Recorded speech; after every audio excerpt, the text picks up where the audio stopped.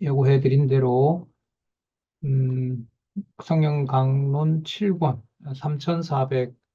3458페이지 제2장 여호와의 신실성 찬양에 대한 신약 근거 살펴보도록 하겠습니다. 아,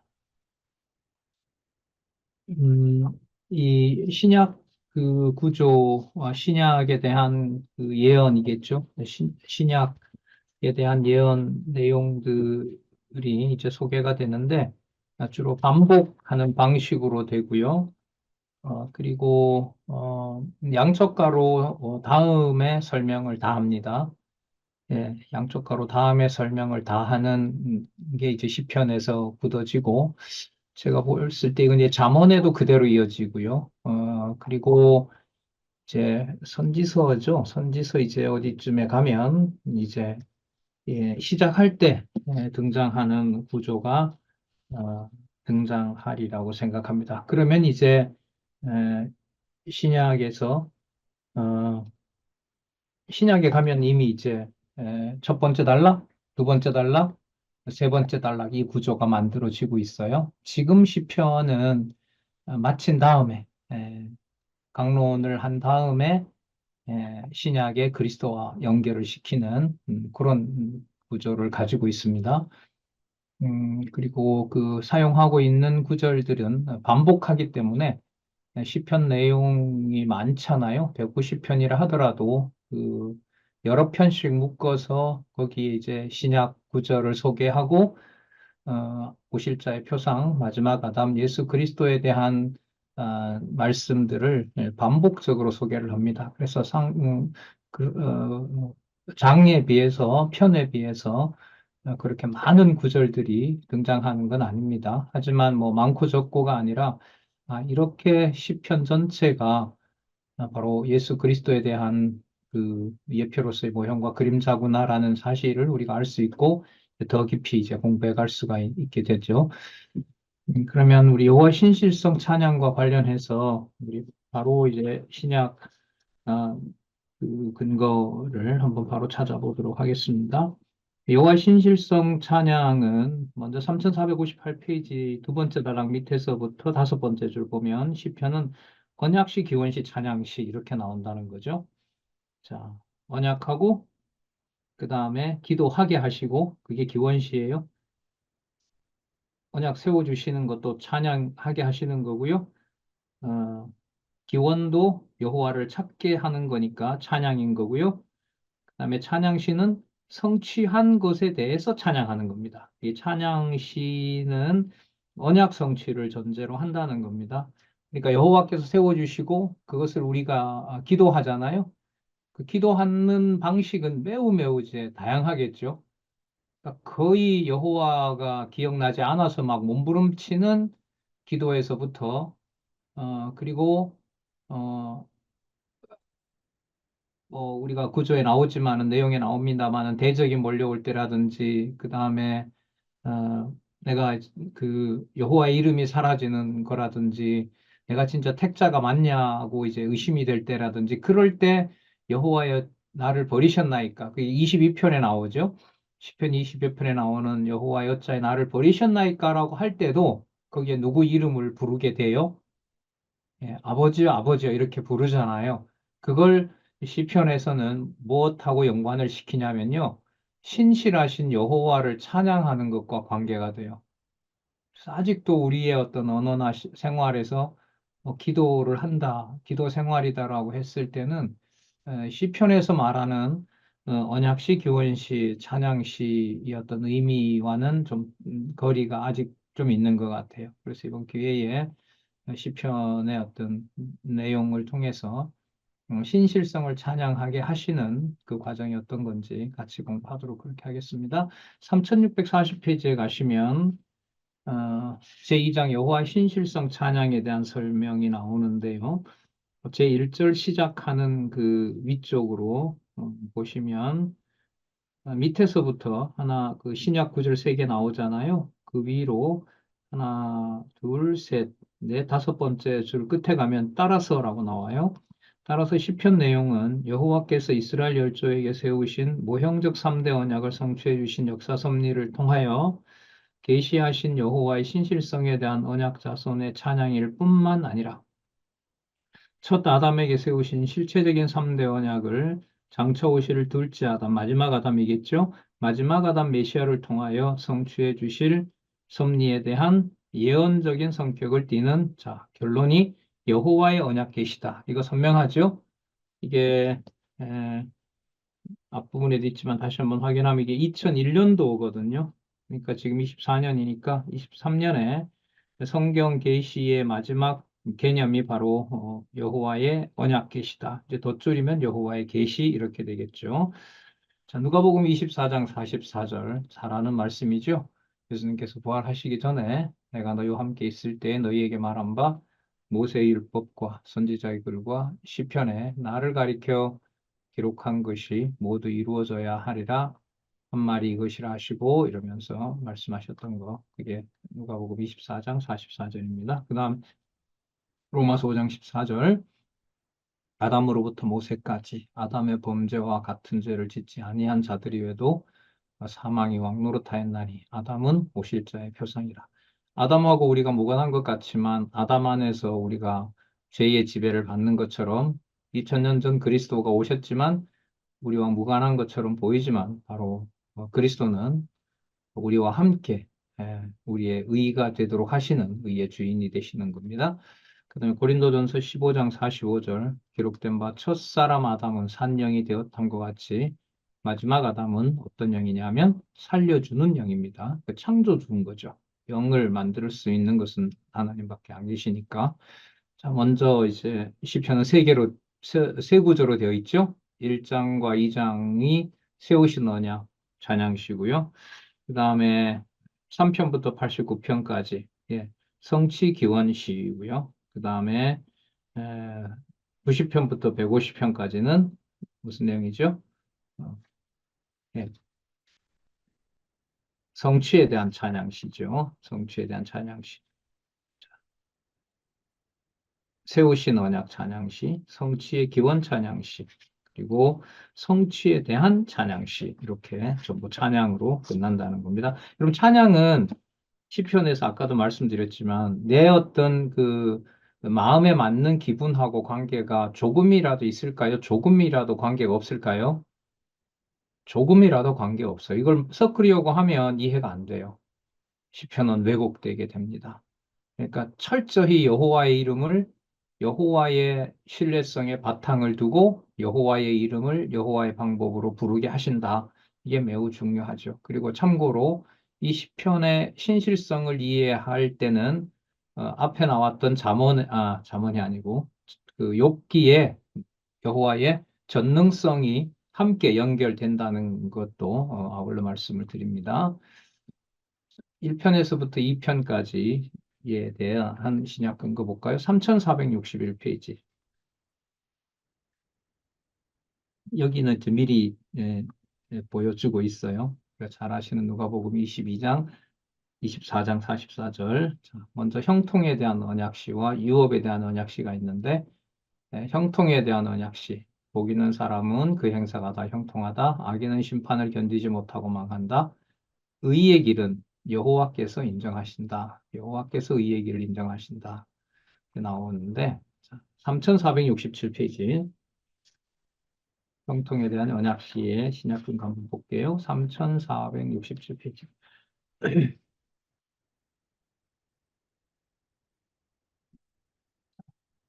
마지막 단락 중간쯤에 위에서 마지막 단락 위에서부터 네 번째 줄 이는 장차 오실 메시아는 형통케 하시고 악의 권세는 망하게 하실 여호와의 언약에 대한 예표로서의 모형과 그림자다. 따라서 여호와의 신실성을 찬양하는 시편 1편의 내용은 장차 오실 메시아는 형통케 하시고 악의 권세는 멸망케 하실 섭리에 대한 예언적인 성격을 띠는 여호와의 언약 계시다. 계시록 11장 17절에서부터 18절 제가 읽어볼게요. 바로 내 감사하옵나니 옛적에도 계셨고 시방도 계신 이 주 하나님이 하려 그랬죠. 이 주가 무슨 호칭이라 했어요? 이거 여호와입니다. 여호와 하나님 곧 전능하신 이여 친히 그 권능을 잡으시고 왕노로 타시도다. 이방들이 분노하매 주의 진노가 임하여 죽은 자를 심판하시며 종 선지자들과 성도들과 또 물은 대수하고 주의 이름을 경외하는 자, 여호와의 이름을 경외하는 자들에게 상 주시며 또 땅을 망하게 하는 자들을 멸망시킬 때로서이다. 하죠. 그러니까 자손 땅 통치에 대한 모든 그 형통에 대해서 여호와께서 보호하신다는 내용이 바로 1편에 나타난 형통에 대한 언약시죠. 그 다음에 유업에 대한 언약시. 형통하게 한다는 것의 결과가 뭐냐면 유업을 이어주는 거거든요. 그러면 여러분, 복 있는 사람이라고 했을 때는 무슨 개념하고 바로 연결이 되죠? 하나님이 주신 3대 언약, 복과 연관이 되겠죠. 여호와 이름하고 관계되는 거죠. 3473페이지로 가서 유업에 대한 언약시 2편에 대한 신약 근거 볼게요. 3473페이지. 3473페이지.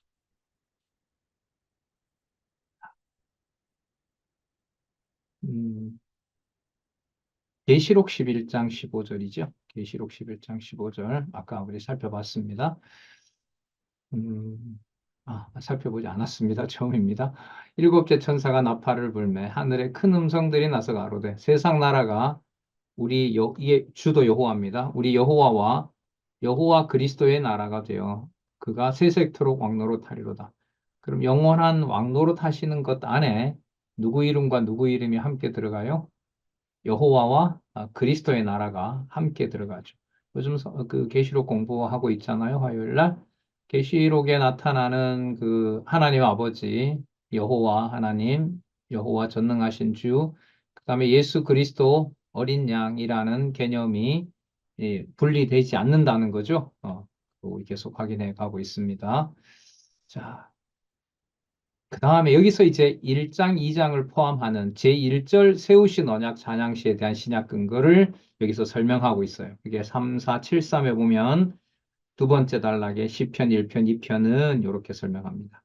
요 구약 근거 사무엘하 제시하고 있고요. 그 다음에 가시면 뭐가 나와요? 마태복음 16장 21절. 자, 볼게요. 그러면 형통에 대한 언약시와 유업에 대한 언약시에 대해서 뭐라고 설명하고 있는지 마태복음 16장 21절 나오는 그 문장 볼게요. 그리고 이스라엘 열조에게 세우신 여호와의 언약은 장차 메시아를 보내어 주실 여호와의 언약에 대한 예표로서의 모형과 그림자다. 16장 21절. 이때로부터 예수 그리스도께서 자기가 예루살렘에 올라가 장로들과 대제사장들과 서기관들에게 많은 고난을 받고 죽임을 당하고 제3일에 살아나야 할 것을 제자들에게 비로소 가르치시니 이렇게 나옵니다. 이 구절 맞나요?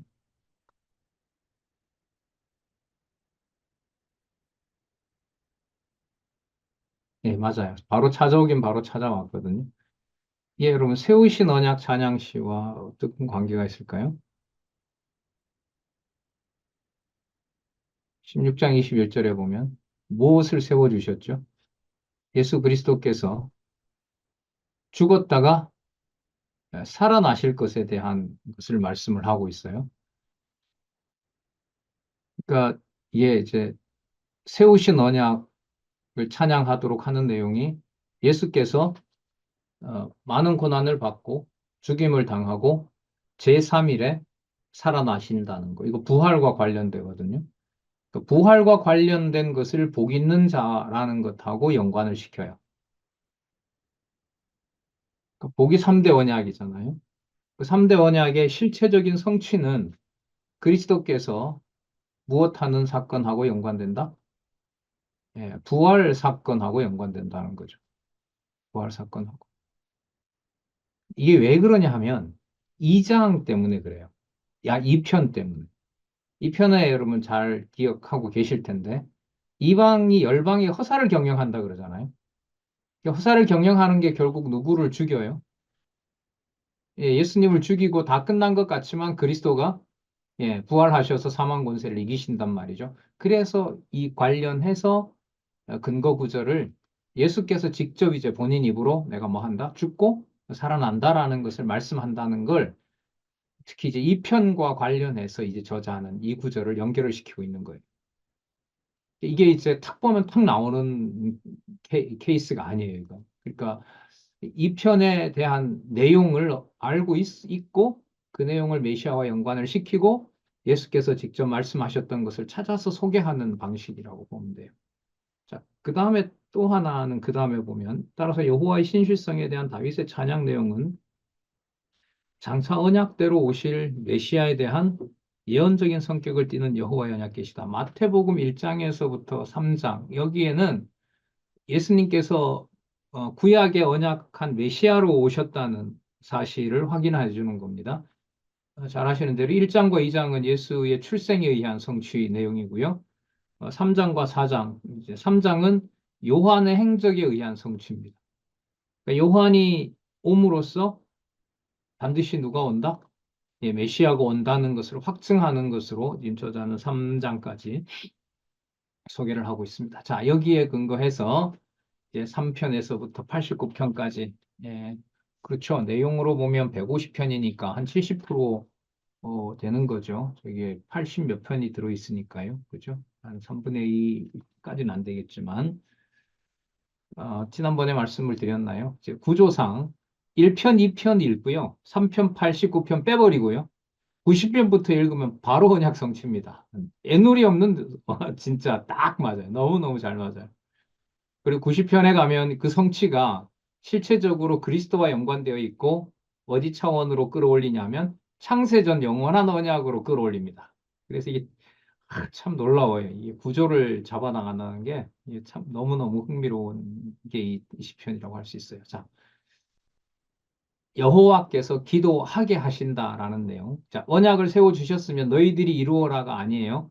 언약을 세우신 여호와가 주체이기 때문에 끊임없이 누구 이름을 찾게 하시냐면 여호와의 이름을 찾게 하세요.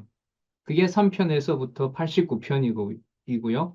여기는 이제 저자는 세 부분으로 나누어서 설명해요. 처음에는 대적에게 맡겨버려요.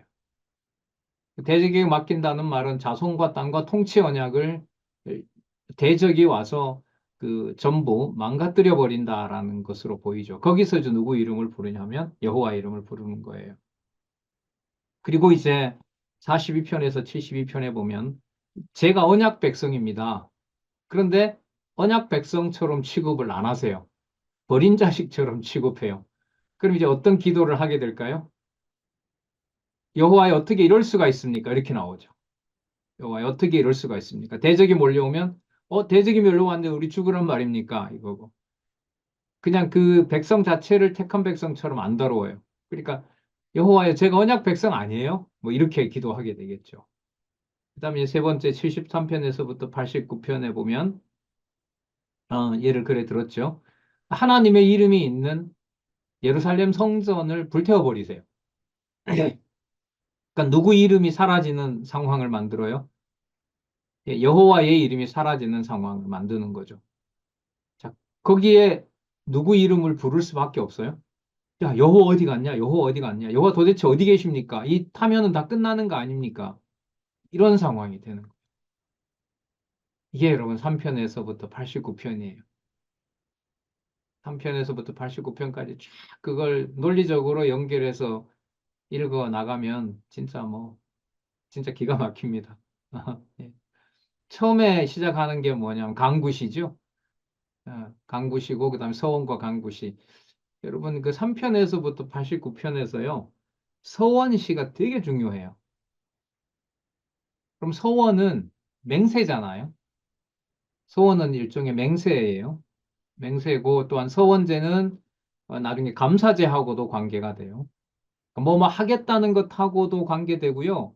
감사하고도 관계돼요. 그럼 뭐뭐 하겠다는 것하고 감사가 붙어버리면 어떻게 되냐면 아직은 이루어지지 않았는데 반드시 이것은 세워준 거기 때문에 이루어집니다. 그리고 그 이루어진 것은 도저히 변할 수가 없는 겁니다. 그건 하나님이 왜냐하면 반드시 여호와가 반드시 이루시기 때문에. 그렇기 때문에 저는 이미 그 이루어진 것에 대해서 저는 찬양을 하고자 합니다. 그게 뭐냐 하면 서원시예요. 서원시. 그러면 맹세라는 게 아직 안 이루어졌잖아요. 그런데 여러분, 예수님께서 맹세를 했어요. 예를 들면 하나님 앞에서. 내 뜻대로 마시고 아버지 원대로 하십시오라고 저는 반드시 그렇게 되리라고 믿습니다. 그렇게 돼야 됩니다라고 그리스도가 맹세를 할 수 있잖아요. 그럼 그 그리스도의 맹세는 반드시 뭐 하게 되어 있어요? 성취되게 되어 있죠. 그럼 이미 성취된 것으로 보고 뭐예요? 감사를 하게 돼요. 그게 여러분 서원죄가 가지고 있는 아주 중요한 의미예요. 그러면 서원죄는 무엇에 근거해야 돼요? 언약에 근거해야 돼요. 두 번째, 그 언약이 반드시 뭐 된다? 성취된다는 걸 믿게 해주셔야 돼요. 믿게 해주시는 여기에서 여러분 시편의 특성이 드러나요. 시편의 주제가 드러나죠. 시편 주제가 뭐라고요? 예, 신실성 아니. 그러니까 이 신실성을 가장 선명하게 보여주는 게 뭐냐 하면 예수님의 그 기도처럼 지금은 죽지만 반드시 사무일 후에 살아난다는 그 확신을 통해서 드러나는 건데 그 신실성을 드러낼 때 이 시편 구조에서 아, 자주 등장하면서 아주 그 논리적으로 연결어를 만들어주고 있는 게 뭐냐면 여러분 서원시예요. 서원시. 그래서 시편 구조에서 서원시가 어디에 나와 있는지 딱 보면 앞뒤로 보면 되게 재밌어요. 자, 간구해요. 간구하는데 대적이 사라지진 않아요. 대적이 사라지지는 않는데 악인은 망하고 의인은 형통한다고 했기 때문에 하나님께서 뭘 주시냐면 지금 대적이 눈앞에 있는데도 저 대적이 반드시 뭐 한다? 물러간다라는 확신을 주세요. 그러면 확신을 가지고 뭘 드려버려요? 소원제를 드려버려요. 감사제를 드려버린다고요. 그걸 통해서 여호와는 대적 앞에서 여호와의 승리를 얘기함으로써 여호와의 무슨 속성을 드러내신다? 신실성을 드러낸다는 거예요. 하여튼 이 시편 150편 하여튼 공부를 같이 하시든지 이렇게 뭐 또 누구한테 전할 수 있든지 이렇게 예습하셔서 시편의 이 흐름을 따라가면서 그 구조의 그 서원죄가 어디 나오는지를 확인해 가면서 서원죄 연결고리를 보면 이 기도할 때 여호와 이름을 부르는 상황은 못 부르는 상황처럼 보이지만 우리 속에 내주하신 성령께서 누구 이름이 떠나지 않게 한다고요? 여호와 이름이 떠나지 않게 해요. 그래서 이제 저는 그런 기도를 이제 어떻게 보면 가장 중요한 기도인 것 같아요. 하나님 괴로워도 시편처럼 여호와 이름 두셔야 됩니다. 두시길 바랍니다. 라는 거죠. 대적 앞에서 여호와 이름 부르게 했기 때문에. 자, 그래서 여러분 서원과 간구가 8편 9편에서 나옵니다. 자, 그러면 우리 간구시에 대한 근거 한번 볼게요. 3490에 가시면 3490에 가시면 1편 3절에 3편에서 7편까지 양쪽 가로 강구시에 대한 신약의 근거예요. 누가복음 23장 46절. 예수께서 큰 소리로 불러 가라사대 아버지여 내 영혼을 아버지 손에 부탁하나이다 하고 이 말씀을 하신 후 운명하시니라. 이게 바로 여호와께서 자기 영혼을 아버지께 부탁한다는 거죠. 왜냐하면 자신이 누구니까 아버지의 아들이기 때문에 이게 바로 간구시에 대한 어, 핵심입니다. 누구 이름 부르는 거예요? 간구는 하나밖에 없어요. 누구 이름 부른다고요? 여호와 이름 부르는 거예요. 그래서 이제 아무리 이런 상황이더라도 여호와의 이름이 기억나도록 하나님 잡아주세요. 이게 저는 좀 요즘 특히 좀 더 간절한 것 같아요. 여호와 이름 떠나지 않게 해주세요. 하나님. 여호와 이름 자 말씀 보는 게 좋죠, 사실. 자, 서원과 강구시 8편과 9편. 자, 이 순서를 이렇게 보면요. 찬양하고 서원하고 서원하고 강구해요. 이 구조가 참 놀라워요. 자, 먼저 찬양해요. 누구 이름 찬양할까요? 여호와 이름 찬양해요. 자, 그다음에 서원해요. 근데 상황은 어때요? 안 좋아요. 힘들어요. 대적이 몰려왔어요. 자, 그러나 대적은 뭐 한다? 망한다라는 게 믿어지게 돼요. 그걸 믿어지게 됐을 때 오는 게 뭐라고요? 서원이에요. 서원. 하겠습니다. 해주실 겁니다. 감사합니다까지 포함해서요. 그리고 다시 뭐 합니까? 눈을 떠보니 대적이 앞에 있으니까 뭐 하는 거예요? 또 간구하는 거예요. 그러니까 서원을 바탕으로 간구하면 여러분 기도가 어떻게 돼요? 이미 이루어질 걸 감사하고 뭐 하니까 간구하니까 그 간구가 누구 뜻을 구하는 게 아니에요. 그렇죠. 우리 뜻 구하는 게 아니에요. 그래서 여러분 이 시편에 그 왜 요약 있잖아요. 그 양쪽 가로 밑에 있는 요약 끝부분을 그 순서를 한번 잘 보셔야 돼요. 지금 여기 8편에서 9편 어떻게 되냐면 찬양함, 소원함, 소원함, 간구함 이렇게 돼 있거든요. 찬양함, 소원함, 소원함, 소원을 두 번이나 하고 그 다음에 간구해요. 그럼 이때 간구는 어디에 토대를 둔다? 서원의 근거를 두는 거죠. 감사제와 그 다음에 하나님의 오직 하나님의 언약이 이루어진다는 것을 확증하고 하나님 여기 있는 이 대적들을 물리쳐 주세요라고 얘기를 하죠. 자, 양쪽 가로 1, 3편에서부터 9편까지의 그 신약 근거를 한번 보도록 할게요. 3,500페이지 보겠습니다.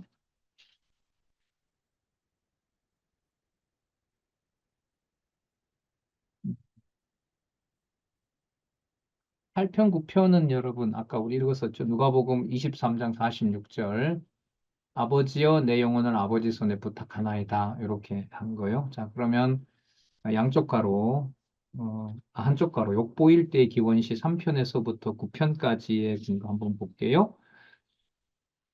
두 번째 단락 3,500페이지 두 번째 단락 밑에서부터 하나, 둘, 다섯 번째 줄 밑에서 장차 오실 메시아가 악한 권세자들에게 많은 치욕을 당하며 기도하실 것에 대한 예표로서의 모형과 그림자다. 마가복음 15장 21절에서부터 34절까지 꽤 긴데요. 한 세 단락으로 나누어서 보면 거기에 구레네 사람 시몬이 그 억지로 예수님의 십자가를 지고 해골이라는 곳 골고다로 가도록 하는 내용이 나오고 죄패에다가 유대인의 왕이라고 쓰고 강도 둘이 예수님과 좌우편에 못 박혀 있다는 거고요. 그리고 예수님 보고 이스라엘 왕 그리스도가 어,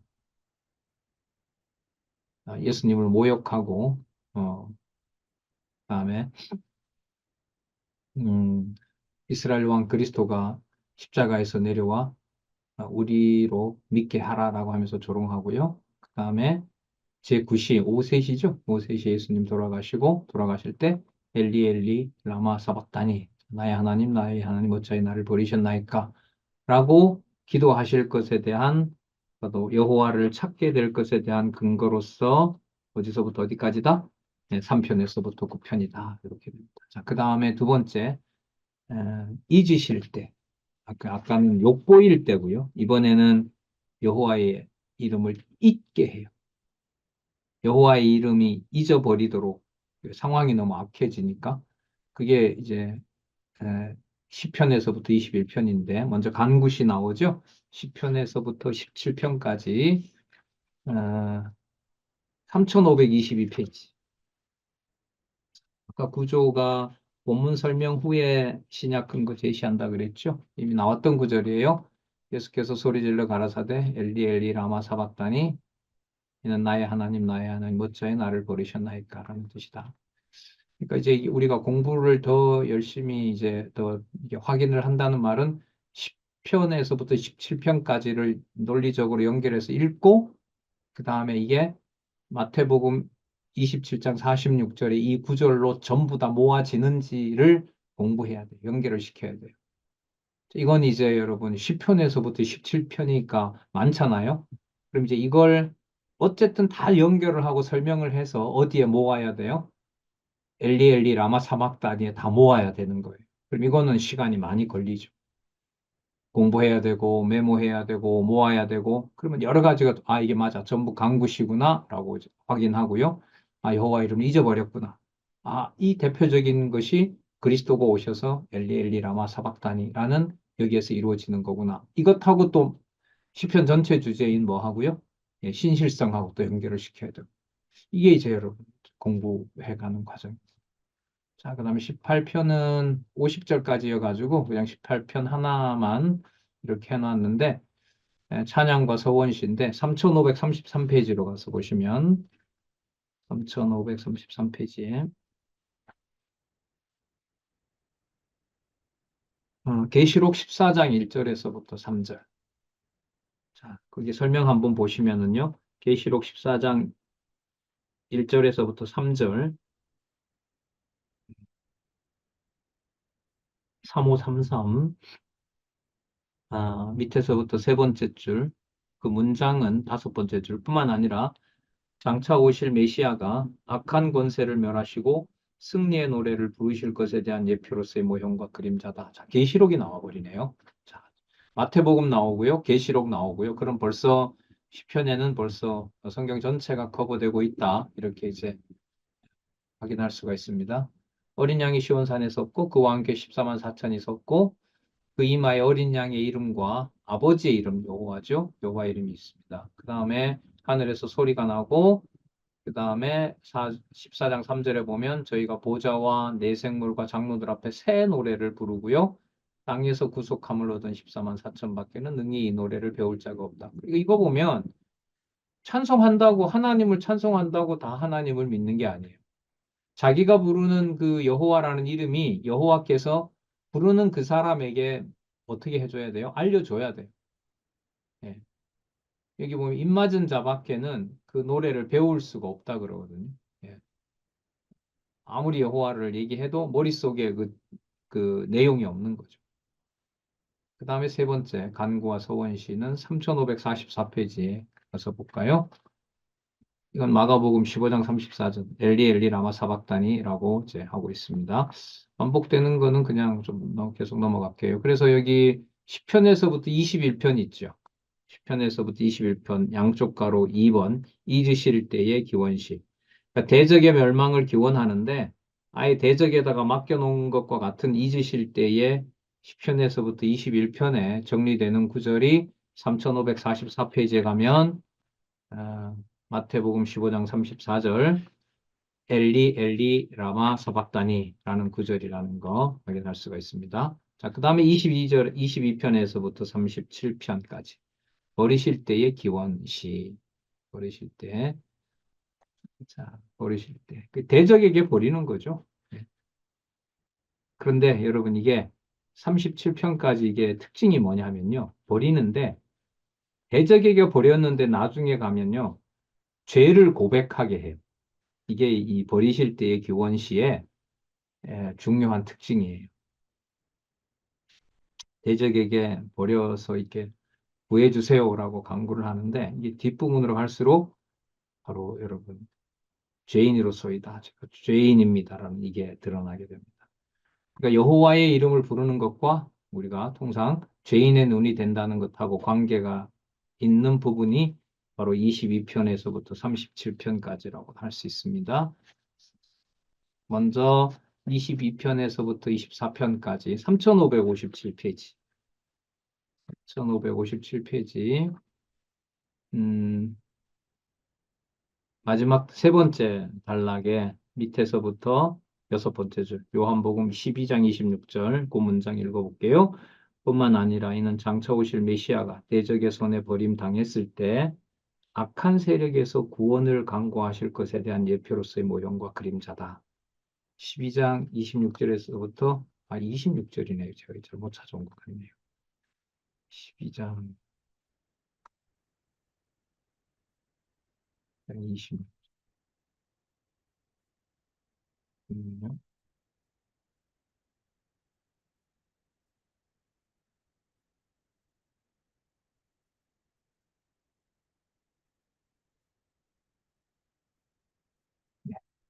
사람이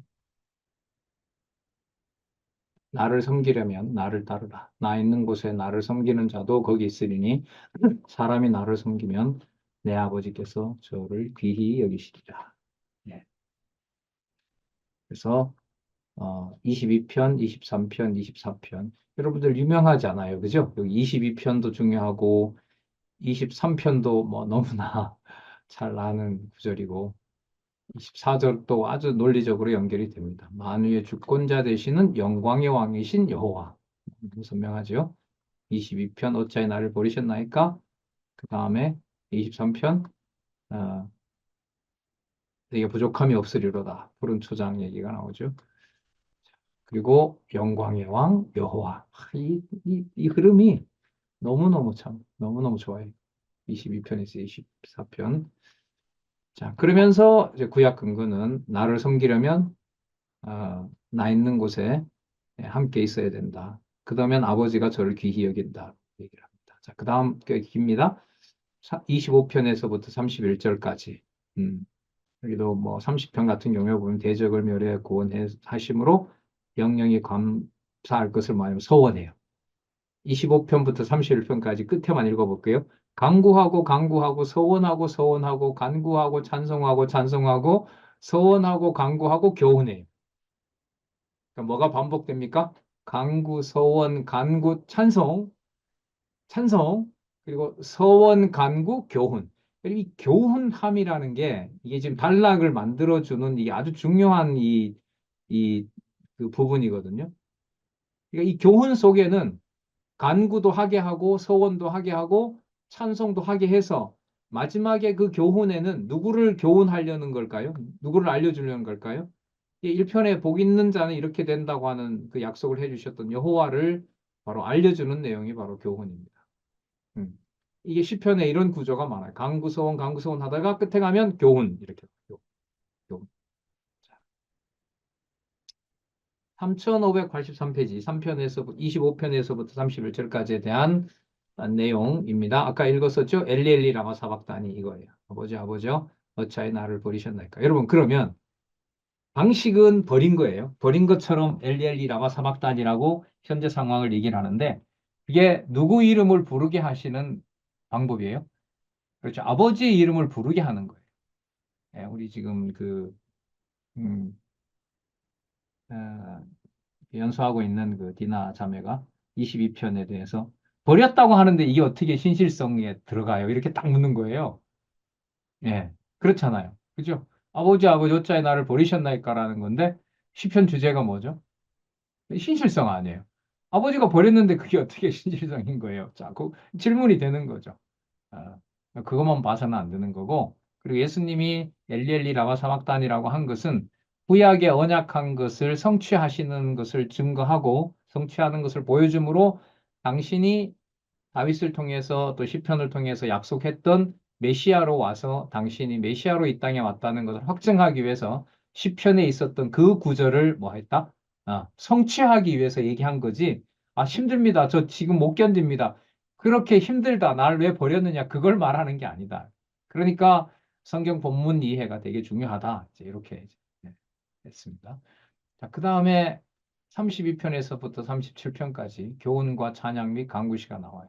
예, 여기도 보면 구하고 찬양하고 교훈하고 간구하고 노래하고 간구하고 교훈하고 가르치고 구원하고 이게 이 어떤 한 그 단락을 결론을 내릴 때 보면 아까 말씀드렸어요. 뭐가 나와요? 교훈이라는 게 나와요. 교훈. 그 기도 속에 교훈이 나오는 것은요. 상황으로 보면 어떤 거냐 하면 막 감정이 격해져서 이거 해주세요, 살려주세요, 뭐 하고 딱 했다가 그게 어떻게 돼요? 진정되는 거예요. 진정한 다음에 감정을 빼고 객관적인 설명을 차분하게 하게 돼요. 그게 교훈인 거죠. 하나님은 여호와다. 막 이제 곡조를 넣어서 노래를 부르다가 끝에 가서 그냥 평범한 언어로 선명한 언어로 하나님은 여호와시다. 의인은 복을 받고 악인은 복을 받고 악인은 형벌을 받을 것이다. 이렇게 정리가 됩니다. 3610페이지로 가시면 이 3, 교훈과 찬양과 간구시에 대한 정리가 나와 있어요. 마태복음 23장 39절 3610페이지에 보시면 3610페이지에 610페이지에 보시면은 4 시작하기 전에 22편에서부터 3610페이지 마태복음 23장 39절 누가복음 23장 46절 마태복음 23장 39절은요 내가 너희에게 이르노니 이제부터 너희는 찬송하리로다 주의 이름으로 이거 여호와죠 여호와의 이름으로 오시는 이여 그럼 이 땅에 재림을 누가 하세요? 하나님이 하세요? 그리스도가 하세요? 네? 네. 예수님이 오시잖아요. 그런데 지금 이 표현해 보면 누구의 이름으로 오세요? 여호와의 이름으로 오세요. 그럼 여기서는 누구 이름하고 누구 이름하고 구분이 안 돼요? 여호와의 이름과 주 예수 그리스도의 이름이 구분이 안 되는 거예요. 그래서 우리 안에 성령께서 성경을 하나님의 말씀으로 이렇게 깨닫게 가는 과정에서 일어나는 놀라운 사건은 뭐냐면 우리는 분명 여호와도 부르고 여호와 하나님도 부르고 예수 그리스도를 따로따로 부르는 것 같으나 성령께서 깨닫게 하시는 놀라운 신비는 그 개념 두 개가 어떻게 한다? 분리되지 않게 한다. 그리고 또 눈에 보는 뭐가? 그 말씀이 영생의 말씀이 되도록 연결시켜 버린다는 거예요. 그래서 이제 예를 말씀을 전하는 자, 또 그다음에 말씀을 가지고 이렇게 자기 어떤 욕망이나 어떤 자기 어떤 사적 혹은 지적 그 어떤 욕구에 사로잡히게 되면 이건 진짜 무서운 저주인 거죠. 거기에 이제 갈급함이 있는 거죠. 왜냐하면 신약 시대의 신실성이라는 것은 마음에서부터 어떤 경우에 택한 백성이라 하더라도 택한 백성이면 어떤 경우라도 여호와의 이름을 부르게 한다고 하는 것이 바로 복 있는 자이기 때문에 그 상황이 매우 중요한 의미를 갖는다고 봅니다. 그 다음에 누가복음 23장 46절 예수께서 큰 소리로 불러 가라사대 자, 아버지여 아버지여 내 영혼을 아버지 손에 부탁하나이다. 이런 방식으로 죽으면서 아버지께 아버지의 이름을 부르게 하시는 겁니다. 자, 그리고 3 정리 한번 볼게요. 3은 거기 보시는 대로 22편에서부터 37편까지 버리실 때의 기원시 전체죠. 양쪽 가로 3에 대해서 엘리 엘리 라마 사막다니라고 있어요. 여기 그 근거 구절을 제시합니다. 이거 많이 나오죠. 그럼 이게 여러분 3편에서부터 89편까지 성취 기원 찬양시는 한마디로 말하면 누가 죽으면서 부를 노래예요? 메시아가. 자, 여기서 중요해요. 단지 죽으실 때 이러면 안 되고요. 이게 신실성이 되려면 죽으시면서 누구 이름을 반드시 불러야 돼요. 부르게 하셔야 돼요. 이 아버지 이름을 부르게 해주셔야 돼요. 그래야 성취기원시가 되고 그 다음에 나중에 성취 찬양시가 된단 말이죠. 자, 이게 매우 중요하다고 봅니다. 그 다음에 38편에서부터 41편까지 징계할 때의 기원시, 이건 그냥 양쪽 가로로 해서 41편 13절까지 나와 있는데 3625, 3625, 38편에서부터 41편에 보면 마가복음 15장. 마가복음은 크게 세 구조로 되어 있죠. 아들의 신분, 그 다음에 낮은 신분, 높은 신분. 자, 그러면 15장은 여러분 무슨 신분으로 가는 걸까요? 높은 신분으로 가거든요. 근데 내용은 뭐냐면 십자가에서 죽임을 당하는 거예요. 이 마가복음 강론할 때 진짜 뭐 너무너무 좋았는데 선명하고 이 구조가 어떻게 이렇게 나올 수 있나 보면서도 이제 제가 놀랐던 기억이 납니다. 자, 십자가의 죽임을 당하는데 이건 누가복음에 보면 이건 바로 높은 신분인 거고요. 하나님의 아들임을 증명하는 일이 되는 겁니다. 그러면 38편에서부터 41편까지 징계를 당한다고 하는 것은 바로 누구의 신분임을 보여주는 것이다. 예, 버림받는 높으신 신분, 하나님의 아들이 되는 신분이다. 것을 여기서 살펴볼 수 있죠. 그래서 이 마가복음에 대한 기본적인 약간의 이해가 이게 우리가 약하게 되면 징계를 받는다는 내용이 그냥 힘드니까 우리를 구원해 주세요. 대적을 물리쳐 주세요. 이거밖에 안 되는 거죠. 그럼 마가복음을 알게 되면 누구에게로 가는 신분인 거예요? 아버지께로 가는 높은 신분이라는 거죠. 이거는 뭐 세상의 언어로 설명을 할 수가 없는 겁니다. 자, 그래서 3편에서부터 41편까지, 3편에서부터 45편까지 꽤 넓은 범위죠. 대적의 멸망 기원시에 대한 신약 근거 볼까요? 자, 이런 게 이제 궁금하죠. 야, 뭘 쓸까? 3편에서부터 41편이면 상당한 양이잖아요. 몇십 편에 대한 근거를 뭘 쓰지? 자, 3626. 3626. 계시록 11장 15절. 일곱 천사가 나팔을 불며 하늘에 큰 음성들이 나서 가로되 세상 나라가 여호와, 우리 여호와와 그 여호와 그리스도의 나라가 되어 그가 세세토록 왕노로 타시로라. 어, 네. 택자의 구원시. 자, 이거 아까 여러분 3편에서 89편까지 세 구조라 했죠? 이거 적어도 제가 볼 때 외우시는 게 좋아요. 자, 처음에는 뭐 한다고요? 대적에게 맡겨요. 그 다음에 지금 우리 살펴볼 택자의 구원 기원시예요. 그러면 기도를 어떻게 한다는 거예요? 하나님, 제가 택자입니다. 택자. 제가 택자라고요. 지금 버리고 있잖아요. 정신 좀 차리세요. 이렇게. 제가 택자라니까요, 하나님. 근데 꼴은 뭐가 되고 있어요? 예, 버려지고 있거든. 근데 42편, 44편 한번 보세요. 이게 얼마나 이게 42, 43, 44 서술로만 보세요. 서원함, 서원함, 서원함, 서원함, 강구하. 진짜. 서원은 그러니까 버린다라고 말을 할 수가 있다는 거예요, 없다는 거예요? 없다는 거죠. 왜 서원제는 뭐니까? 감사제니까. 낙헌제란 말이에요. 낙헌제란 말이죠. 그러니까 지금 상황은 뭐냐면 불택자처럼 만들어 놨는데 서원한다라는 말은 제가 이렇게 더러워진다 하더라도 저 언약 백성입니다, 하나님. 이거 얘기하는 거예요. 그러니까 언약 백성으로 만들어 주셔야죠. 이게 42편에서부터 44편이에요. 예. 여러분들도 그 즐거움이 좀 컸으면 좋겠습니다.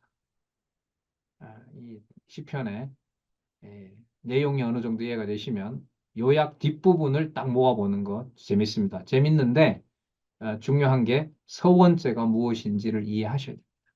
서원죄. 그러면 자, 아까 그리스도 볼게요. 죽으시죠? 십자가에 죽으시잖아요. 그런데 아까 누가복음에서 그 구조 속에 보면 그게 낮아지는 게 아니라 뭐 하는 과정이라고요? 높아지는 과정이에요. 그러니까 맞잖아요. 하나님 제가 이를 죽으면 하늘에 있는 지성소에 하나님 저 받아주실 거고 마가복음 16장 19절에 있는데 저 오른편에 앉혀주실 거잖아요. 그러나 지금 그리스도는 뭐 하고 있어요?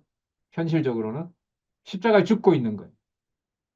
이 상황을 어떻게 인간이 만든 어떤 이 언어로 이렇게 설명을 하겠냐는 얘기입니다. 네, 8시 10분에 예, 아, 요거 양쪽 가로, 서원과 강구시에 대한 양쪽 가로를 살펴보는 것으로 해서 계속 이어가겠습니다.